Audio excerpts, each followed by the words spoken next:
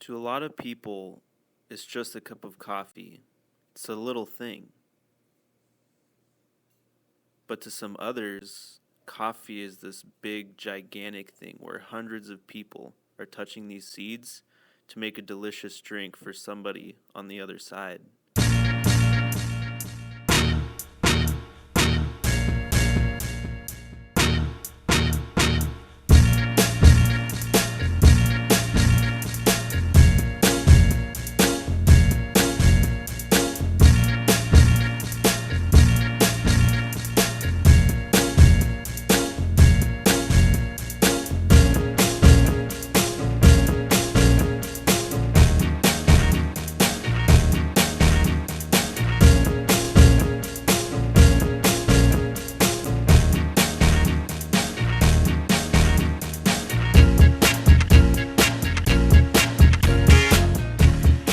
So let's talk about coffee things. I am making a Kalita wave of a coffee from Guatemala called Atitlan.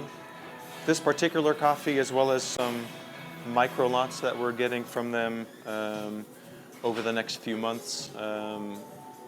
It comes from a very, very small group of producers that we've worked with for a few years now. We like this coffee because it's pretty symbolic of how we do coffee as a company. It's very accessible and approachable for most palates.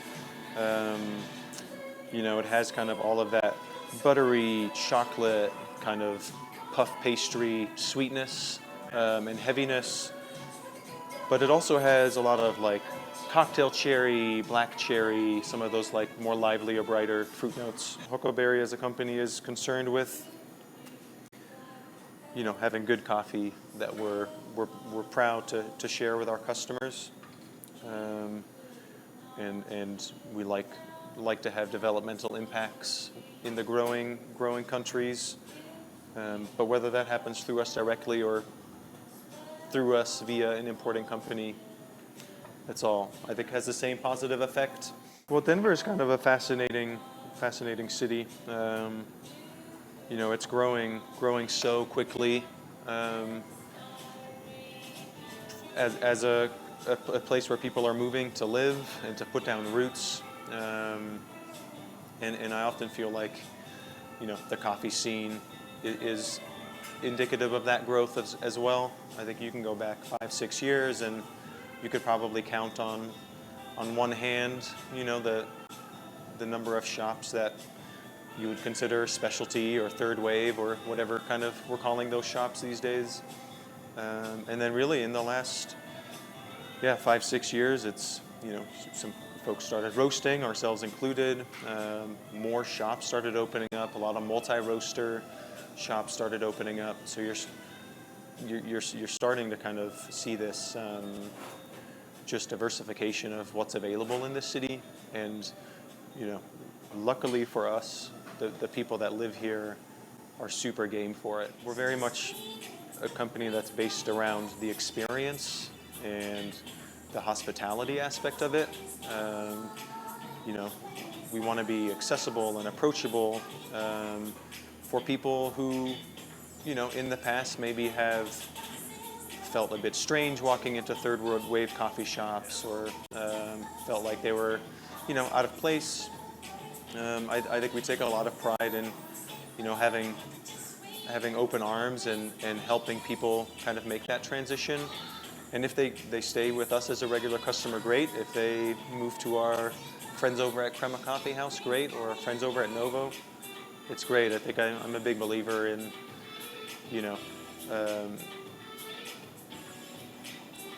success for one company doesn't necessarily have to come at the expense of another. I think we can all kind of, rise up to be successful coffee companies together.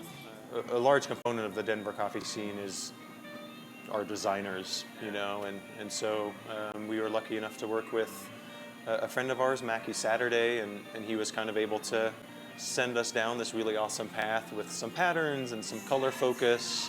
And then, in-house, the other owner of Huckleberry, Mark Mann, is his background is in design, so he's been able to kind of run with some of those kind of initial guidelines that Mackie provided for us. But certainly, the design and kind of the aesthetic of those bags matched with, what I think is pretty like informative packaging, I think has resonated well with people.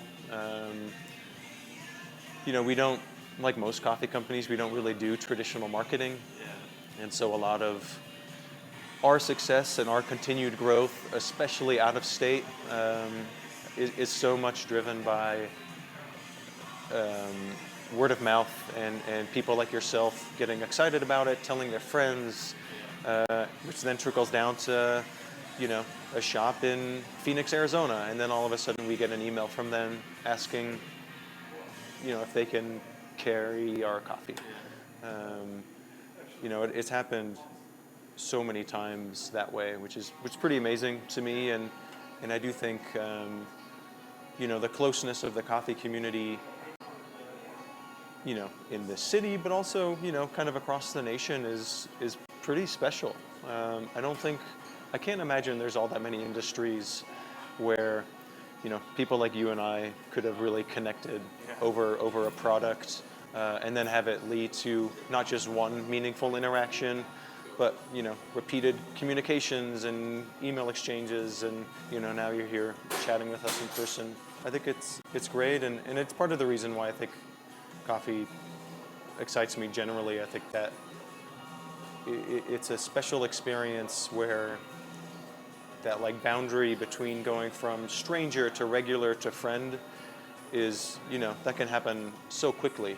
And I think that's really special, especially as, all of our lives start happening more and more, in the digital world, and some of those direct relationships are, maybe a little less solid than they would have been, 20, 30, 50 years ago, or even 10 years ago.